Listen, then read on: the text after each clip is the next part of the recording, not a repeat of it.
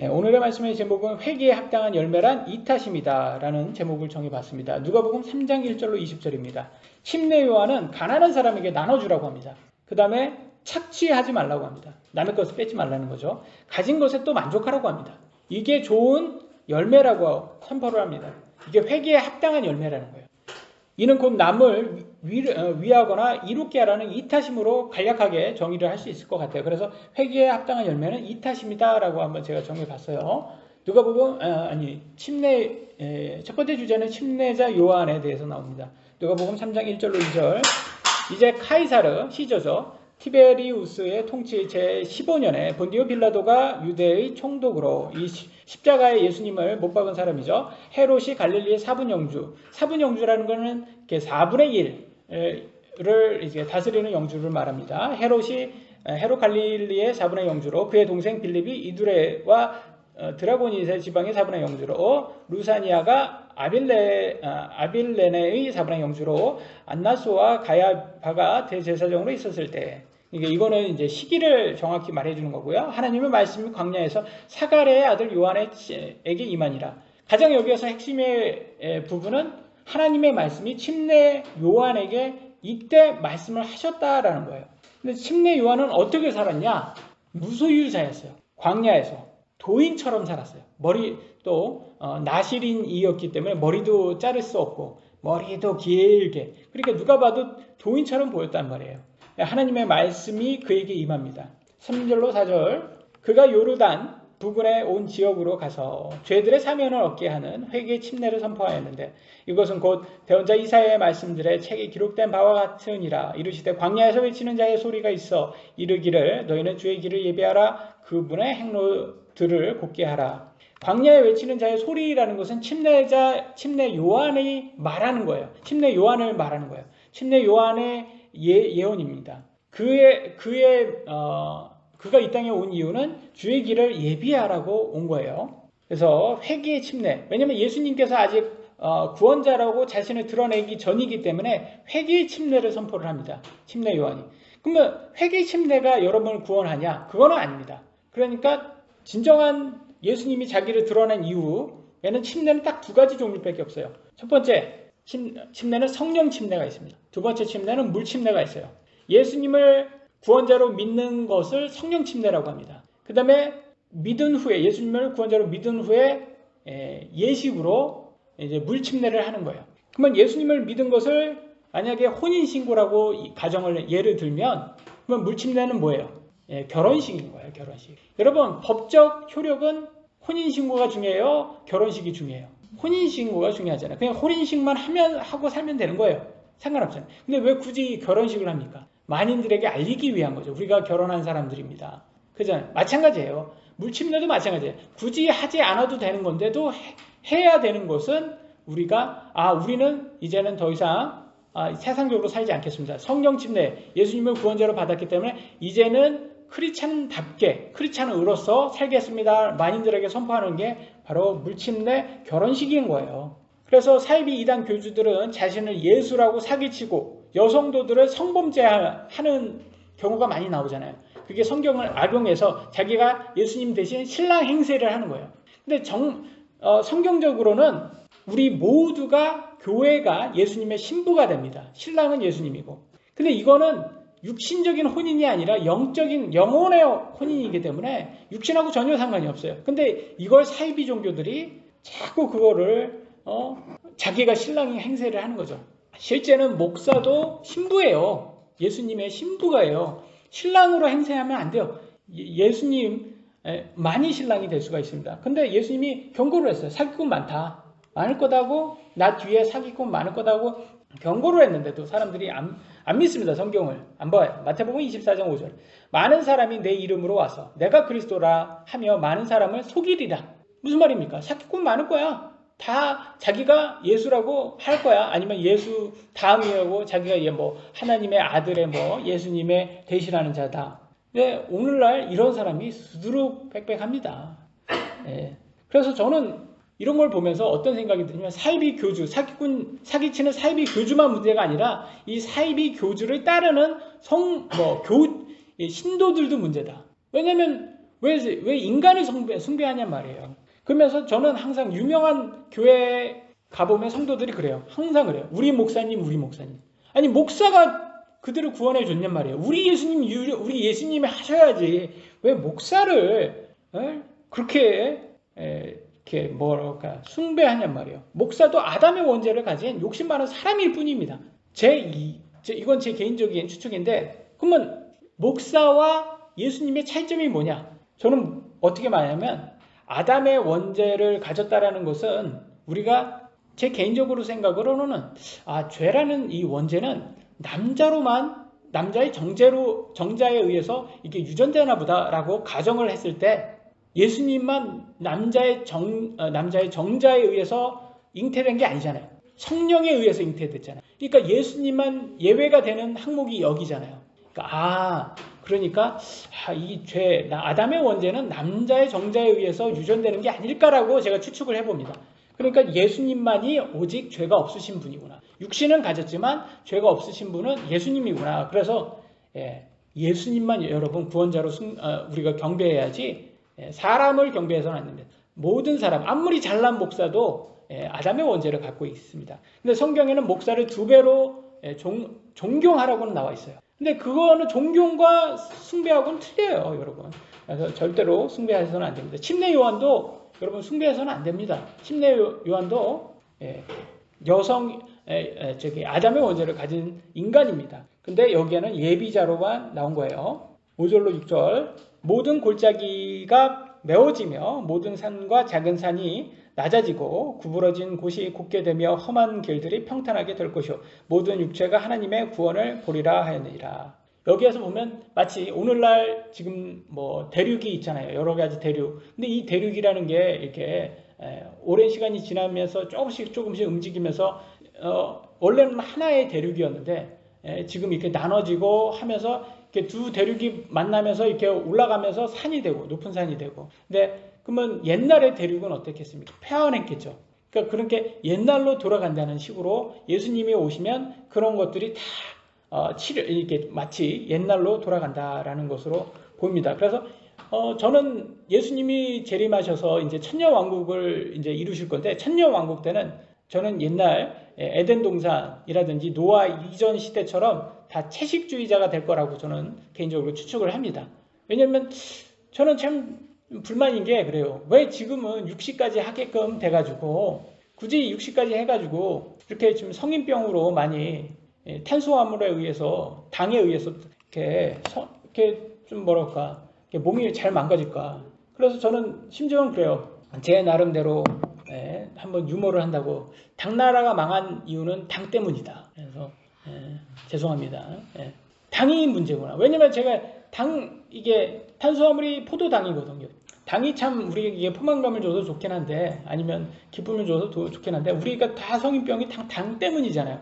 근데 보면 이 코끼리가 부럽더라고요. 코뿔소가 부럽더라고요. 소가 부럽더라고요. 왜냐면 얘네들은 다 풀만 먹는데도 왜 이렇게 근육질을 몸을 갖고 있는지. 그러니까 우리도 뭐 원래는 우리는 풀만 먹어도 채식만 해도 저런 근육질 몸매를 가질 수 있는 게 원래는 만들어졌는데, 지금은 이렇게 죄 때문에 지금은 육식까지 해야 되고 지금 탄수화물에 의해서 아니면 가공식품에 의해서 지금 성인병으로 이렇게 고통스럽게 되었구나. 그렇지 않습니까? 맞지 않습니까?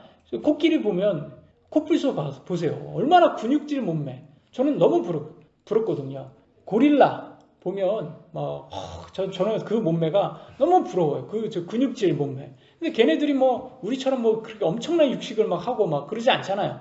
그런데 그럼에도 그렇게 할 수 있다라는 것은 하나님께서 이렇게 우리를 원래 만들 때 얼마든지 채식만으로도 근육질 몸매를 만들 수 있게 만드셨는데 우리가 좀 죄로 인해서 이렇게 점점점 이렇게 됐구나라는 생각이 듭니다. 그래서 참 사실 우리 육신은 돈을 참 좋아하는데, 근데 참 그런 생각이 많이 들어요. 이게 빈부격차에 의해서 우리가 굉장히 박탈감에 의해서 좀 한국이 또 특히 대한민국이 자살률이 세계 1위라고 하지 않습니까? 그래서 결혼도 잘 안 하고, 그래서 그런 거를 봤을 때 인간은 배고픔보다는 상대적 박탈감이 더 우리를 더 힘들게 하구나.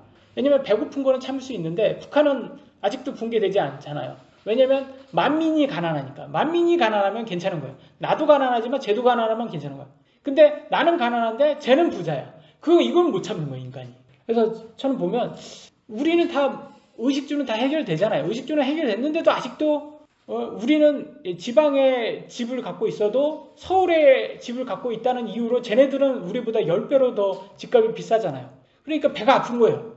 그렇지 않습니까? 여러분이 뭘 그렇게 잘못했습니까?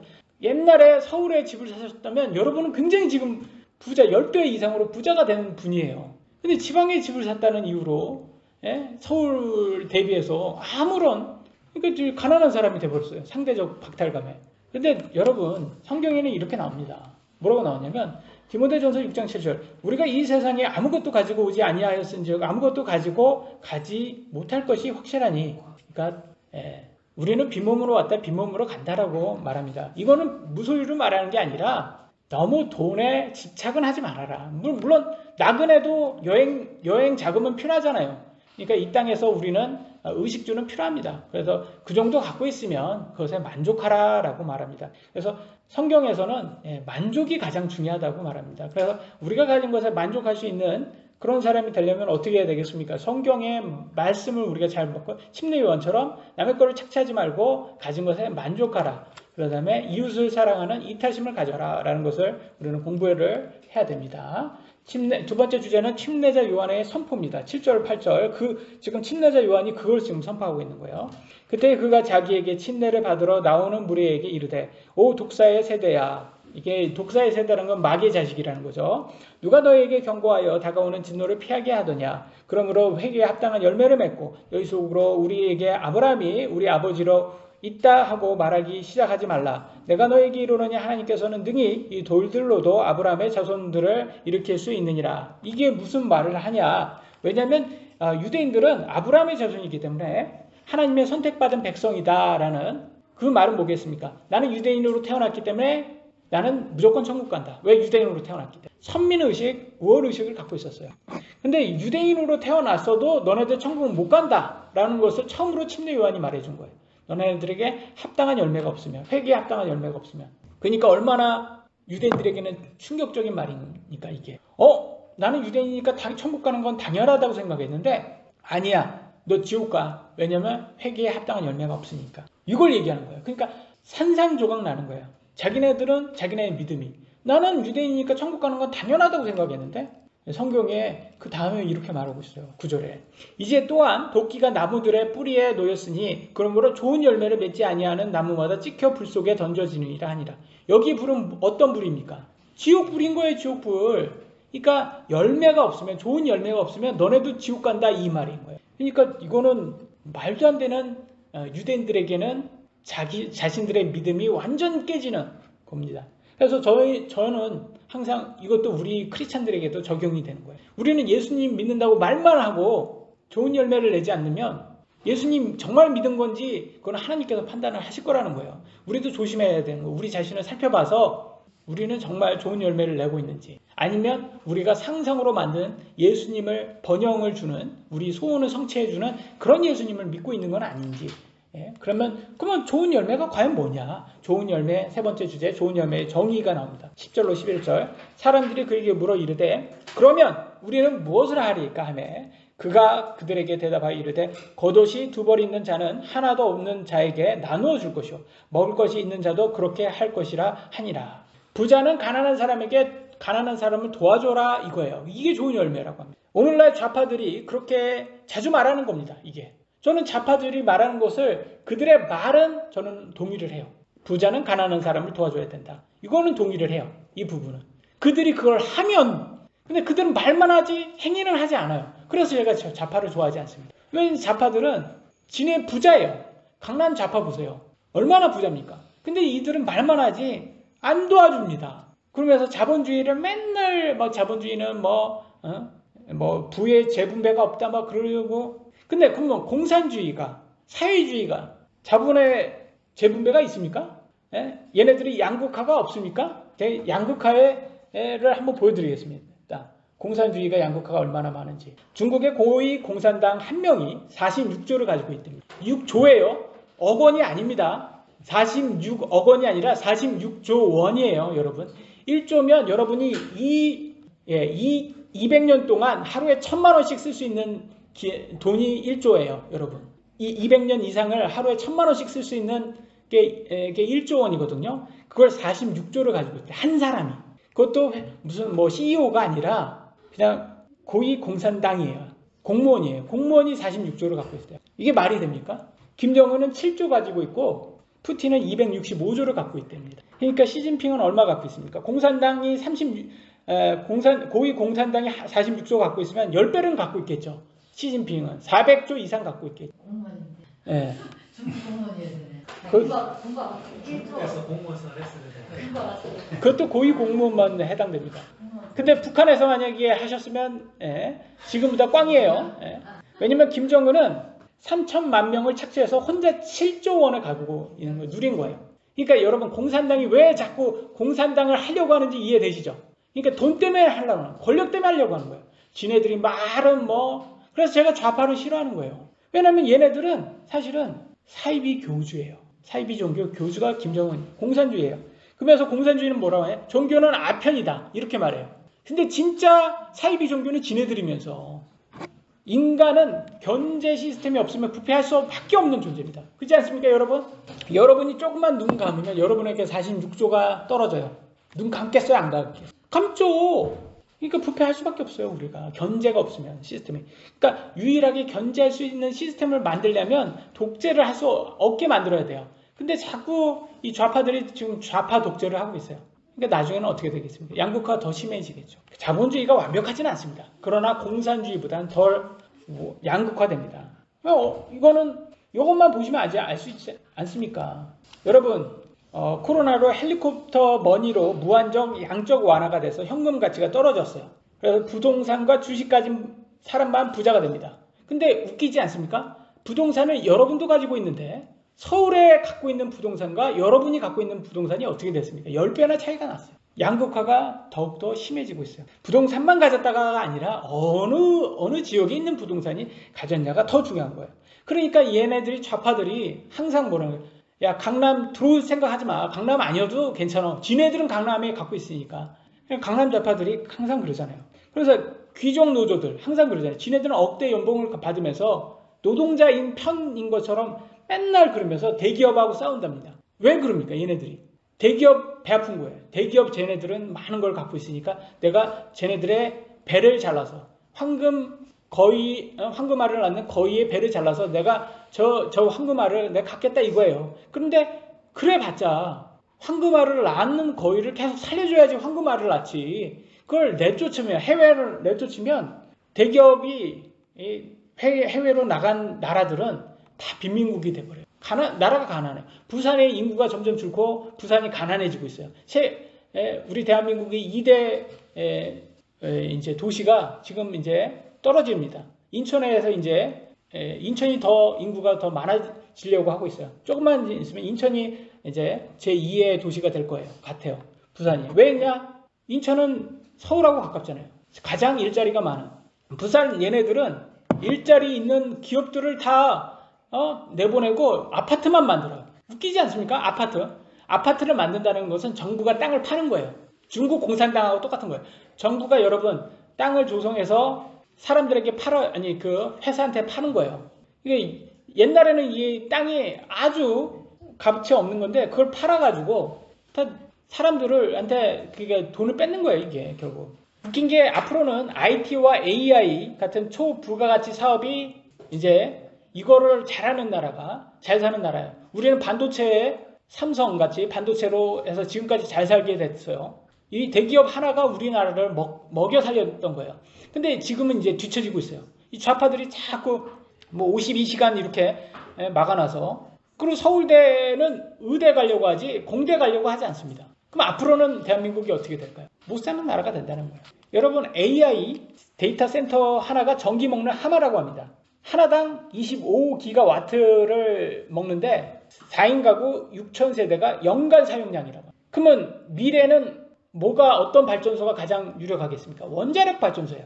근데 문재인이 탈원전했잖아요. 그건 어떻게 되겠습니까? 그건 지금 세계에서 가장 지금 보세요. 2030년 되면 글로벌 1위가 한국이 아니라 중국이 된다고 합니다. 이렇게 만들었어요. 왜 그렇게 했습니까? 문재인이 왜 탈원전을 했을까요? 중국에 지원 받아가지고 댓글 조작으로 대통령 됐기 때문에. 그러니까 이게 다 맞아 떨어지잖아 이제는. 아, 문재인이 탈원전한 게 다 이거구나. 그러니까 여러분 산업 스파이가 우리나라에 참 많습니다, 여러분. 첨단 기술을 중국에 유출하는 간첩, 한국에 얼마나 많은지 모릅니다. 그들은 이념이라고 말하지만 결국 권력과 돈 때문에 하는 거예요. 한국의 좌파들은 비즈니스, 강남 좌파입니다. 하나님을 두려워하지 않으면 인간은 결코 부의 재분배를 할 수 없어요. 가난한 사람들에게는 주는 복지 다 어디에서 나옵니까? 경제에서 나오는 거예요, 여러분. 맨날 그들은 뭐 가난한 사람 도와주자. 근데 왜 전 국민 25만 원을 준다고 하는 거예요? 가난한 사람들에게 40만 원을 주고 50만 원을 줘야지. 왜 전 국민에게 25만 원 준다고? 그거 다 퍼퓰리즘 아닙니까? 나라가 가난해지면 복지가 어디 있습니까? 먹고 사는 것도 힘든데.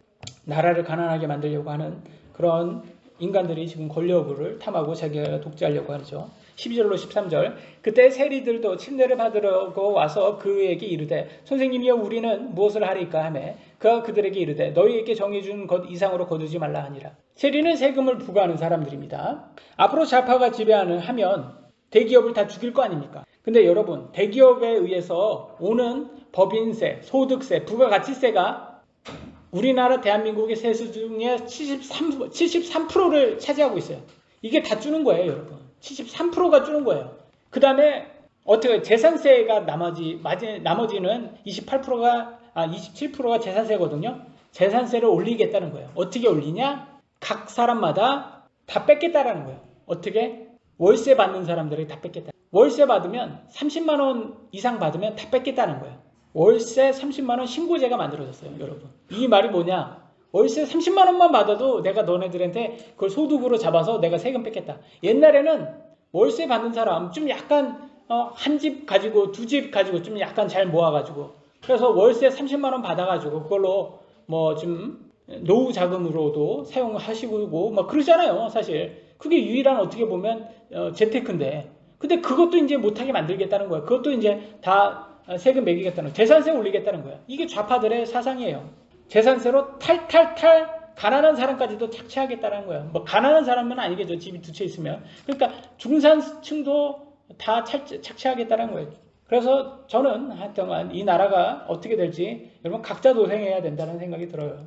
누가복음 19장 2절에는 이 세금으로 부자가 된 삭개오라는 사람이 나옵니다. 보라 거기에 삭개오라 하는 사람이 있는데 그는 세리들 가운데 우두머리요 또 부자더라. 성경에 부자라고 딱 이렇게 해줍니다. 왜 부자입니까? 세금으로 착취를 해서 많이 착취해서 부자가 됐어요. 근데 예수님을 만나고 이 사람이 어떻게 변했는지 보세요.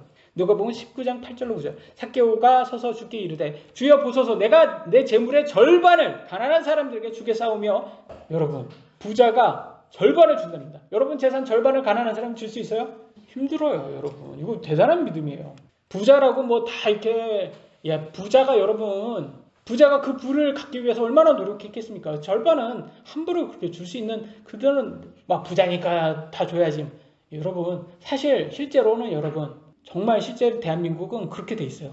여러분이 돈을 많이 벌잖아요? 그러면 소득세로 나가는 돈이 거의 40% 정도 가까워요. 그 다음에 건강보험으로 뭐 몇천만 원 내시는 분들도 있어요. 억대 뭐 수십억 버시는 분들은. 그런 거 보면 다 40% 거의 절반에 가까운 재산의 절반에 가까운 사람들을 세금으로 내서 그걸로 다 복지를 하는 거예요. 대한민국은 이미 그렇게 돼 있어요, 시스템이. 근데 좌파가 그걸 다 망가뜨리려고 하고 있는 거죠. 그리고 주겠사오며 만일 내가 거짓 고소하여 어떤 사람에게 무엇이든지 빼앗으면 그에게 4배로 갚겠나이다 하매 예수님께서 그에게 이르되 그도 아브라함의 자손인즉 이날 구원이 이 집에 이르렀도다. 회개의 열매가 이거라고 말해주고 있잖아요. 지금 대한민국은 이렇게 성경적으로 이런 시스템, 자본주의라는 이렇게 잘 만들어서 사실 뭐 법원에 의해서 남의 것을 이렇게 뺏고 착취하면 법으로 이렇게 사법부에서 딱 했잖아요. 근데 좌파가 사법부도 장악해가지고 앞으로는 우덜 편이면 뭘 해도 다 괜찮고 너덜 편이면 다 잡아놓겠다라는 거죠. 앞으로는 어떻게 될지 모르겠습니다. 가난한 사람들을 돕고 착취하지 않는 게 열매라고 말합니다. 좋은 열매. 14절에 보면 이렇게 나왔어요. 군사들도 마찬가지로 그들에게 물어 이르되 우리는 무엇을 하리이까 하매 그가 그들에게 이르되 아무도 폭행하지 말고 아무도 거짓으로 고소하지 말며 너희가 받은 급료로 만족하라 하니라. 너가 가진 것에 만족을 하라 이거예요. 폭행, 거짓 고소하지 말고 가진 것에 만족하라는 게 좋은 열매라고 합니다. 여러분 어때요? 여러분 가진 것에 만족하십니까? 그게 좋은 열매예요, 여러분. 내가 가진 것에 만족할 수 있어야 된다는 거예요. 근데 이게 참 힘들어요. 왜냐면 우리 안에는 욕심이 많거든요. 그러니까 우리보다 더 윗사람들을, 더 부자들을 보면서 상대적 박탈감에 힘들어요. 그렇지 않습니까? 아, 우리가 가진 거는 서울에 여기 가진 집하고 서울에 있는 집하고 10배 차이 나니까, 그러니까 걔네들은 우리보다 훨씬 더 부자가 되니까 배가 아프잖아요. 근데 여러분, 북한은요? 여러분들이 그들보다 더 의롭습니까? 아니잖아요. 근데 북한에 태어났다는 이유 하나만으로 그들은 먹고 사는 것도 힘들게 됐고, 그들은 그냥 사는 그 자체가 힘든 거예요. 자유도 없고. 그러니까 성경에는 이렇게 나왔습니다. 로마서 12장 16절. 서로를 향해 같은 생각을 가지며 높은 것들을 생각해 두지 말고 너무 부자들만 이렇게 보지 말라는 거예요. 도리어 낮은 처지의 사람들에게 겸손히 행하며 스스로 지혜에 있는 것으로 여기지 말라. 차라리 우리보다 못 사는 그런 환경에 있는 북한 같은 그 불쌍한 국민들을 생각하면서 우리가 지금 가진 게 이게 하나님의 은혜로 지금 가졌구나. 그래 감사하라는 거예요. 북한 한번 보세요. 김정은 사이비교주 저 김정은이 7조를 갖고 있잖아요. 7조. 그래서 그 3천만 명의 국민들 얼마나 지금 착취당하고 있습니까? 저는 그런 사람들 보면서 너무 불쌍해요. 그러니까 빨리 이 나라가 지금 좌파들에서 좀 이렇게 지금 여기에서 너무 안타까워요. 좀 빨리 통일이 돼서 좌파식으로 통일이 아니라 좀 자본주의 통일이 돼가지고 중국처럼 저런 식으로 정치적으로 여전히 공산주의로 저렇게 통일되면 안 돼요. 저렇게 하면 독재가 나올 수밖에 없잖아요. 시진핑 같은 저런 독재. 빨리 개방돼가지고 북한이 개방돼가지고 지금 자본주의가 들어가서 우리나라 대기업들이 다 들어가서 얼마나 중공업 얼마나 잘 만듭니까? 아파트 얼마나 잘 짓습니까? 그다음에 뭐 조선도 그렇고 반도체도 그렇고 막 이런 대기업들이 들어가서 그 나라를 북한을 아주 대한민국처럼 잘 살게 만들어가지고 우리 서로 다 잘 사는 그런 나라가 되면 대한민국이 정말 중국을 뛰어넘는 그런 나라가 되고 중국은 빨리 저기 해체돼가지고 좀 나라가 좀 다 나눠져가지고 저 공산주의가 좀 빨리 없어져야지 되고 그래야지. 그러면 이렇게 친중을 할 게 아니라 친미를 해야 될 거 아닙니까? 근데 아직도 저 좌파들은 친중을 저거 하고 있고. 그럼 제가 좌파 중에서 한 사람을 보여드리겠습니다. 그들이 말만 그래 저렇게 도와준다고 하면서 이 사람은 뭐라고 합니까? 후원금 횡령 윤미향은 4년 만에 유죄 확정이 됐어요. 4년 걸렸어요. 질질 끌려가지고 4년, 국회의원은 4년 동안 하잖아요. 국회의원 할 거 다 하고 뽕 다 빨아먹고 월급 다 받아먹고 혜택 다 받고 유죄 판정 나는 거예요. 왜냐면 4년 동안 왜냐면 만약에 확정이 되면 기존에 하면 국회의원 배지 반납해야 되잖아요. 근데 그거 다 질질 끌어가지고 국회의원 할 거 다 하라는 거예요. 그리고 이제 확정되면 그거 뭐예요? 아무런 지장이 없는 거예요. 이게 좌파예요, 좌파. 여러분. 또 윤미향 위안부 후원금 반환 화해 권고 불복. 그러니까 이제 확정이 됐으니까 유죄 판결이니까 다시 돈 내놔. 근데 안 내놓는다는 거예요. 이미 가진 거는 내가 그 횡령은 했지만 나는 싫은데? 주기 싫은데? 이게 좌파야. 좌파의 민낯을 지금 보시면 여러분 어떠세요? 말은 위안부를 도와준다? 이들에게는 정말 도와주는 겁니까? 이게 횡령하는 거? 가룟 유다하고 똑같지 않습니까? 이거? 그래서 제가 그런 좌파를 싫어하는 거예요. 왜냐면 제 안에도 제 육신도 좌파적인 성향이 있어요. 이렇게 막 도와주는 척하면서 저도 이렇게 성경을 말하지만 사실 하나님의 말씀을 말하는 거지 제 성향을 말하는 건 아니에요. 왜냐면 우리 안에는 다 윤미향 같은 이런 이기심이 있잖아요. 사실 내가 윤미향이라면 나도 이렇게 하지 않을까. 우리는 충분히 할 수 있단 말이에요. 하나님을 두려워하지 않으면. 그래서 저는 이런 거를 보면서 좌파는 같이 이렇게 견제 시스템이 없는 이런 나라가 되면 이런 독재 나라가 될 수밖에 없다. 더 부패의 나라가 될 수밖에 없다. 15절 17절 백성이 기대하고 있었으므로 모든 사람이 마음속으로 요한에 대해 그가 그리스도인지 아닌지 곰곰이 생각하면 왜 사람들이 침례 요한을 저 메시아라고 이렇게 생각을 했을까요? 왜냐면 다른 유대 종교 지도자들은 좌파처럼 자기네들 강남좌파처럼 자기는 부유하고 그 가난한 사람 돕지 않고, 근데 말은 가난한 사람 도우라고 말만 하고 자기는 부유한 거예요.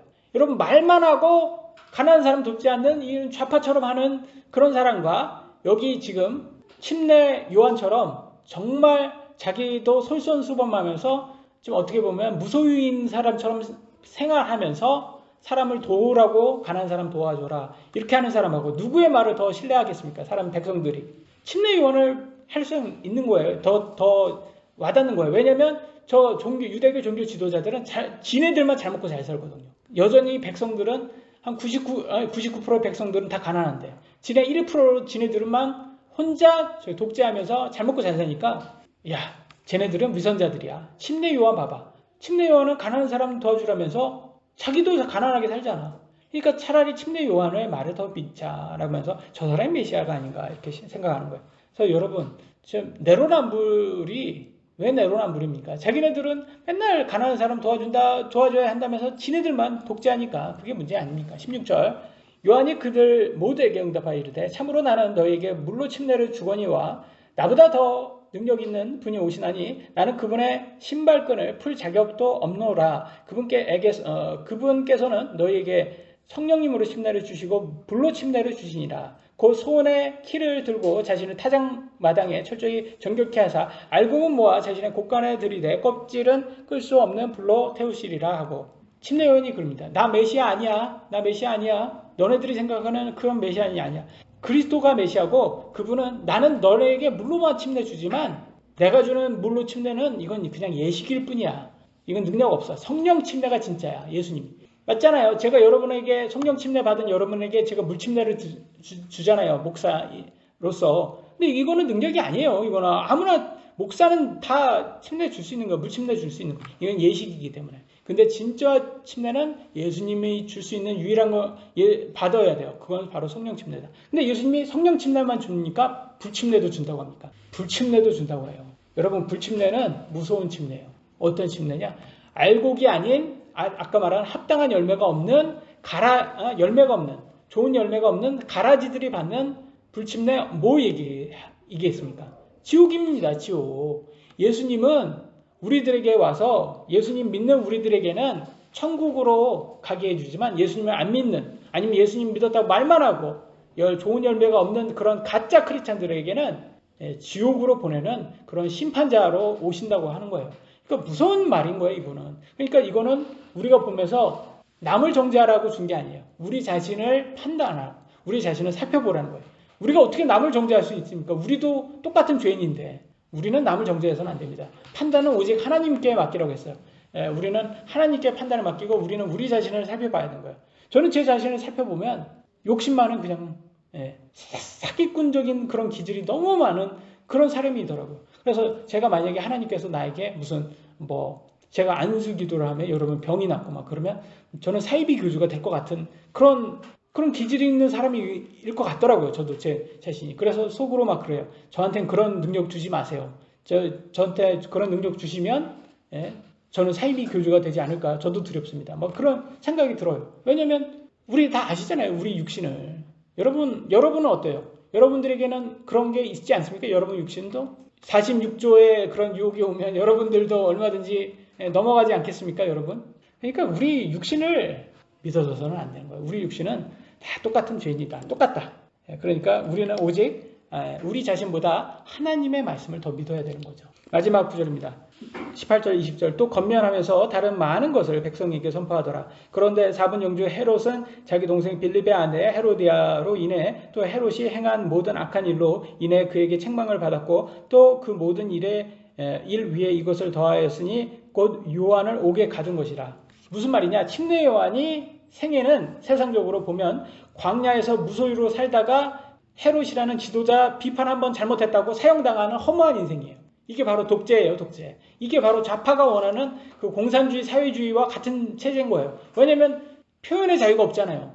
여러분, 공산주의가에서 시진핑 한번 비판하면 사람들이 중국에서 시진핑 비판하면 살며시 없어진다고 합니다. 북한은 더하죠.